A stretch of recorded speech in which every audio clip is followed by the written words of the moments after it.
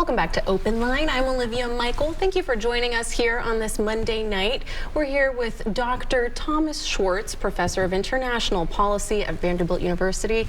We're in our last block here. We're making our way across the globe, talking about, our global economy. And I want to move over now to China and just talk about, what their economy is looking like and the impacts here on ours. Well, the Chinese economy has its own challenges now. It's got a bubble in its real estate market, which may lead to a crash there. The thing that Americans have to understand now about China is that China has become our #1 both rival, competitor, and trading partner, or was our #1 trading partner. That's declined a bit, but China is, compared to, say, the Soviet Union during the Cold War, is a bustling economy. It has a combination of communist leadership with a capitalist economy, and so it particularly in technology and in other areas, artificial intelligence, development of artificial intelligence, development of various forms of cyber development, cyber warfare. China is close to being our equal in a number of ways, and that's something the United States has not been used to, an economic rival with that type of power. China's economy is still suffering from COVID. It adopted a zero COVID policy, which has led to continual shutdowns in various cities and quarantines, which has led to a fair amount of social unrest, or at least unhappiness among many Chinese people, that this is an ongoing thing, and that they're still caught up in the grip of the virus in a way that the rest of the world has moved on from it. But China has also just had its party Congress. President Xi was reelected. It looks like he is going to be in power for the long term. He is a decisive, powerful, and Marxist ideologue. He really believes in the view of history that communism preaches, even if the practice of the economy in China is different. President Xi is very much a Marxist-Leninist in his view that history is on China's side and on the side of China in dealing with the West, and that it's the destiny of China to rise and the West to decline. So we have to face reality with China, that we are in a long-term competition with a country that is extraordinarily powerful. Yeah. Well, we've got Harry on the line. I want to welcome him to the conversation. Harry, can you hear us? You're live on OpenLine. Yes, ma'am. Thank you. Dr. Schwartz, I want to know, in your conversations, I rarely ever hear you talk about the countries, in your countries, I hardly ever hear you talk about the countries of Africa and the Philippines, where the Americans took over in the, after all the wars. They have had bases in all these countries except Africa and the Philippines. They've had bases in Germany. They've had bases in Japan, and soldiers like myself love to go to Japan and Germany. But they don't talk about Africa, because we lost a lot of gold and a lot of precious material getting it out of the country. Now China's in there. But the Philippines, all those people look like Japanese. If you notice, the Japanese internment camps there. And all those people, they don't even look like their own heritage. They all look like Japanese if you look in the face of them in China. But I want to know why you don't never talk about Africa in general, and they won't ever send troops there to help out with the terrorists. Can you expand on that, please? Sure. Thank you, Harry. Sure. Well, in fact, of course, Africa is becoming a sort of central area of competition between the United States and China. The caller's right. I don't set my own agenda for these talks. I usually respond to questions, and I'm glad that he asked about that, because we actually do have bases in Africa. Right. The last 10 to 15 years, we have deployed lots of forces, places like Somalia, Kenya, and Mali, where the French are, but also the United States had an incident in Burkina Faso. We actually are much more engaged in Africa, but it's under the radar. it has not been highlighted except when something happens, like there was a case where 4 Americans were ambushed by terrorists in an African country, and that did make the news.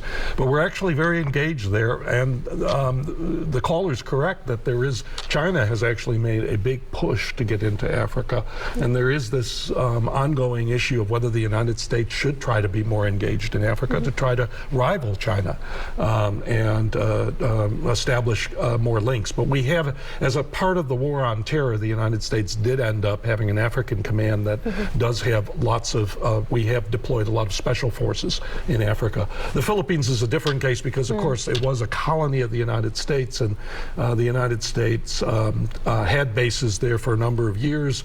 The Philippines eventually asked the U.S. to leave, and then after 9/11, they were invited back in because of terrorism in the southern part of the Philippines.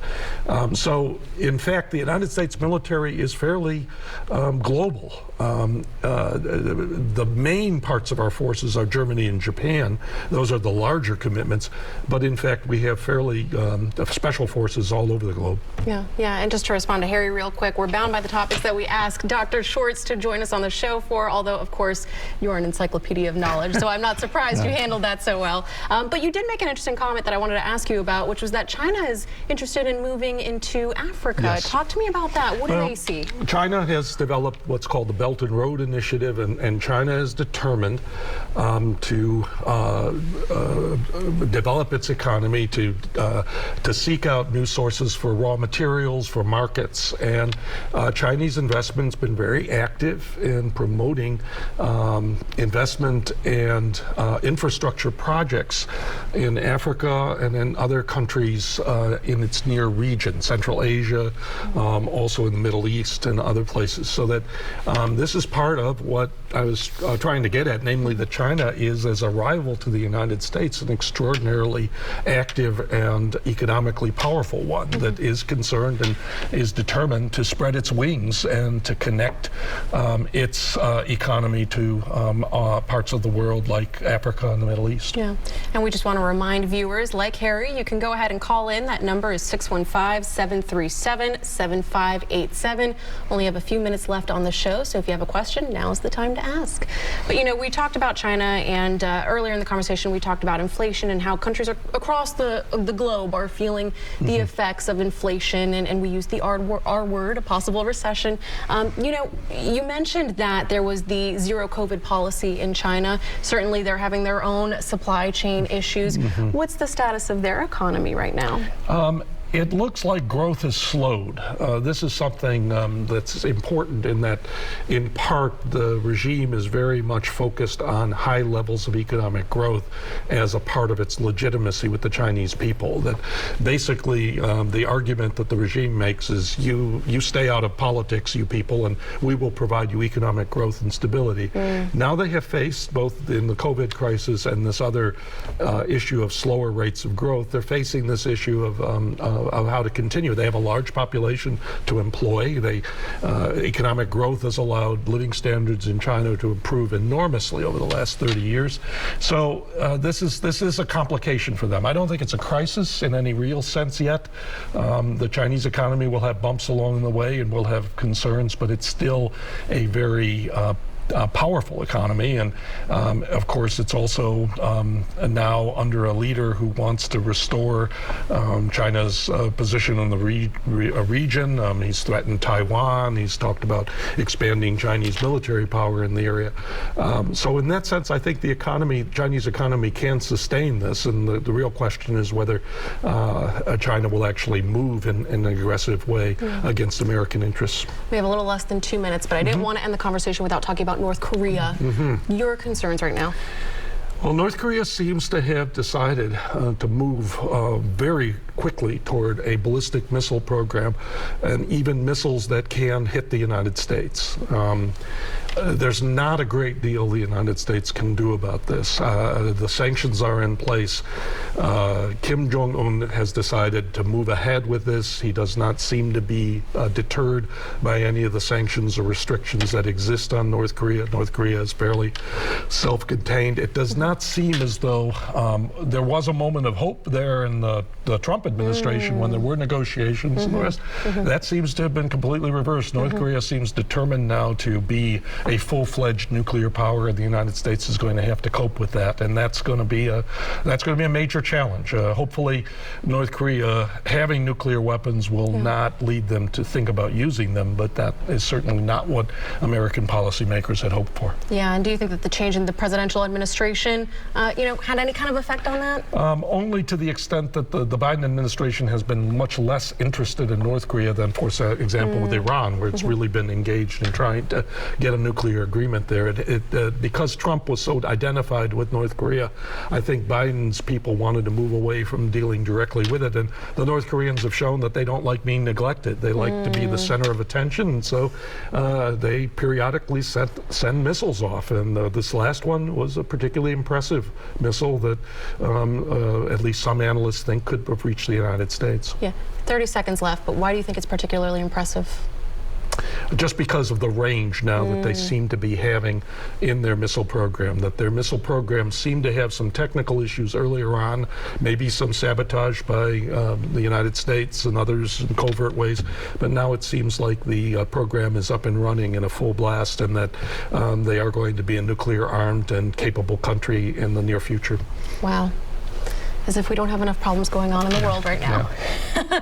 All right, well, we're about to wrap up the show. Wanted to ask you, any final words, anything you'd like to get out there? Well, I think foreign policy crises always seem terrible. I mean, I think if you stop the clock at any particular time, you're always going to find people predicting doom and gloom. And I think it's in the nature maybe of how we go about it, but you have to keep in mind that on the whole, in some ways, there are really good signs out there. Ukraine's situation, other things that should make us less pessimistic, but it is a problem of a tendency maybe toward doom and gloom that sort of dominates analysis. Well, thank you, Dr. Schwartz, University of Vanderbilt professor. We appreciate your time. That's going to do it for us on OpenLine on this Monday night. We appreciate you starting your week with us. Coming up next, we have Sportsline with John Burton.